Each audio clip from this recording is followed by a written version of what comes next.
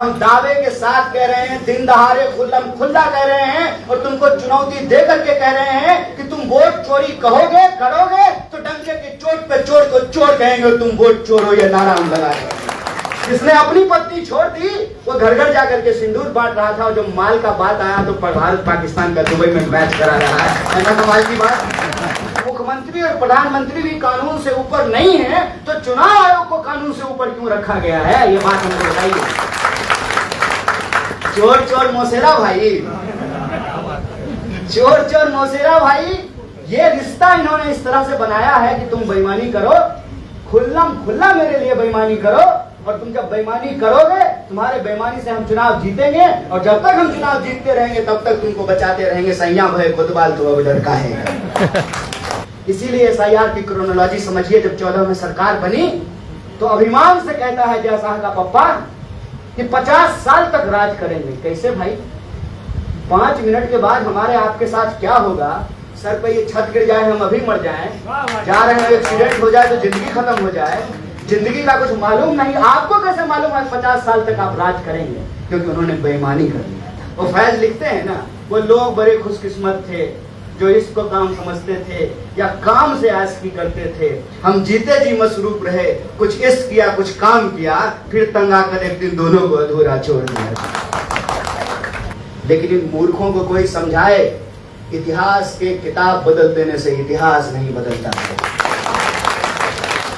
वक्त लगता है लेकिन सच झूठ के किसी भी बादल को चीर करके सामने खड़ा हो जाता है और सच आज हमारे सामने है। और सच ये है कि जिन्होंने इस देश की आजादी के साथ गद्दारी की, जिन्होंने इस देश के संघर्ष के साथ गद्दारी की, शहीद आजम भगत सिंह, सुभाष चंद्र बोस, महात्मा गांधी की हत्या की, नेहरू को गाली गलौज किया, मौलाना अबुल कलाम आजाद के इतिहास को मिटाने की कोशिश की, अशफाक और बिस्मिल की विरासत को उनको आपस में लड़ाने की कोशिश की। वह जो अंग्रेजों की चापलूसी और दलाली किया करते थे, जासूसी किया करते थे, वो आज चाय पर चर्चा करने के लिए आए हैं। आज यह बात बिल्कुल आमने सामने समझ में आने लगी है कि तब की लड़ाई घोड़ों से थी, आज की लड़ाई जोड़ों से है। यह लड़ाई बिल्कुल आमने सामने समझ में आने लगी है कि यह सोच की लड़ाई है, सिर्फ सरकार बदलने की लड़ाई नहीं है। हिंदी फिल्म में गाना बजता था, मेरे पिया गए रंगून वहां से किया है टेलीफोन तुम्हारी याद सताती है। तो लोग काम करने के लिए बिहार से बंगाल आते थे, सैया गए कलकत्ता ये सजनी है। अभी कौन ऐसा बांग्लादेश का बुड़बक है जो बांग्लादेश छोड़ करके बिहार चला गया है? बिहार का लोग पूरी दुनिया में जा रहा है। अभी कैसा बांग्लादेश का लोग है जो पूरा दुनिया छोड़ करके बिहार चला गया है? आप ये बात समझ रहे हैं? जब 2014 में भाजपा की सरकार बनी, याद कीजिए, और मैं बात ये याद दिलाना चाहता हूं, इस मौके पर याद दिलाना चाहता हूं, जब एक आदमी आज कांग्रेस पार्टी ये कह करके ज्वाइन कर रहा है कि इस देश को अगर बचाना है तो राहुल गांधी के लीडरशिप को एक्सेप्ट करना। याद कीजिए 2014 से पहले देश में एक आंदोलन हो रहा था। आंदोलन का नाम क्या था? अन्ना आंदोलन। याद है ना? अन्ना। हम जवान थे, सो गए।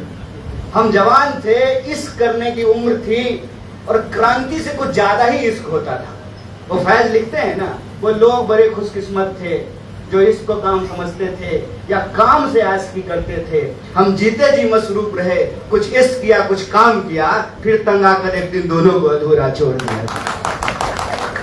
उस रोमांटिक उम्र में जब ये कहता था ना कोई कि भ्रष्टाचार हो रहा है, सारे भ्रष्ट नेताओं को जो है उनका घर तोड़ देना चाहिए, उनका गाड़ी तोड़ देना चाहिए, पार्लियामेंट पे अटैक कर देना चाहिए, सुनने में अच्छा लगता है। याद है वो सब वादा? पेट्रोल 50 रुपए लीटर मिलने लगेगा, गैस सिलेंडर 500 रुपए लीटर मिलने लगेगा। पेट्रोल 100 रुपए लीटर मिल रहा है, गैस सिलेंडर 1000 रुपए लीटर मिल रहा है। 1 लाख लोगों को भी हर साल नौकरी नहीं मिल रही है। किसानों के फसल का दाम तो छोड़ दीजिए, जो किसान 1 घंटे में 1 आत्महत्या करते थे, 1 घंटे में अब 2 आत्महत्या कर रहे हैं। महंगाई की हालत यह है कि हर चीज का दाम दुगना हो गया है, और भ्रष्टाचारियों का हालत यह है कि जब तक कांग्रेस में तो भ्रष्ट थे और जब से भाजपा आ गए तो देशभक्त हो गए। इनकलाब जिंदाबाद। ये हम अपने आंखों के सामने होते हुए देखे, और तब लग रहा था कि ये बस सरकार बदली है। सरकार नहीं बदली थी, सोच बदली थी। सरकार नहीं बदली थी, विचार बदला था। सरकार नहीं बदली थी, इतिहास का किताब बदलने की साजिश रची गई थी। ये जमहूरियत को अपने पॉकेट में गिरवी बना करके रख लेना चाहते हैं।